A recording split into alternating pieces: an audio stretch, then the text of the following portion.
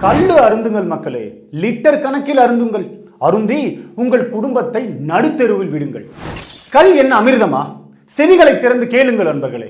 Bomb flower stock, பனைப்பூ தண்டில் இருந்து எடுக்கப்படும் இந்த கல்லினில் ஃபெர்மெண்டேஷன் செயல்முறை மூலம் சில மணி நேரங்களிலேயே எத்தனால் என்ற ஒரு வகை மது உருவாகி இருக்கும்.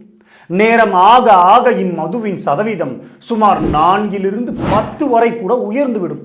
எனவே இந்த சாராயம் உடலிற்கு எவ்வாறு ஆரோக்கியத்தை அளிக்கும்? கல்லானது ஒரு திறந்த வெளியில் சேகரிக்கப்படும் பானம்.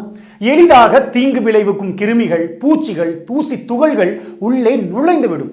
அமீபிக் லிவர் ஆப்சஸ் போன்ற கல்லீரல் சேதத்தையும், செரிமான பிரச்சனை, நோய் எதிர்ப்பு சக்தியில் பிரச்சனை போன்ற பல தீங்கினை விளைவிக்கும். இந்த கல்லு உடலிற்கு அவசியமான ஆன்டி ஆக்சிடென்ட்களை குறைத்து ஒருவரை பலவீனமாக்கிவிடும். போதைக்காக இக்கல்லினில் மெத்தனால் என்ற இன்னொரு வகை மதுவினையும் கலந்து ஒரு பிடிக்கிறார்கள் பலர். இதனால்தான் காலம் காலமாக நமது மண்ணில் பல குடிமகன்கள் தங்களது சிறுநீரகங்களையும் கண் பார்வையினையும் உயிரினையுமே இழந்து தங்களது குடும்பத்தை தெருவில் விட்டனர். எனவே திடீரென இந்த கல்லினை யாரும் ஓர் அமிர்தம் போல எல்லாம் உருவகப்படுத்த வேண்டாம். இது இளைஞர்கள் மத்தியில் கல் பற்றிய ஒரு ஆவலை உண்டாக்கி அவற்றில் நாட்டம் கொள்ள தூண்டும். இதற்கு பின்னரும் கல் நல்லது என்று தர்க்கத்தில் ஈடுபடுபவர்கள் அவர்களின் பிள்ளைகளுக்கு முதலில் இதை கொடுக்கட்டும்.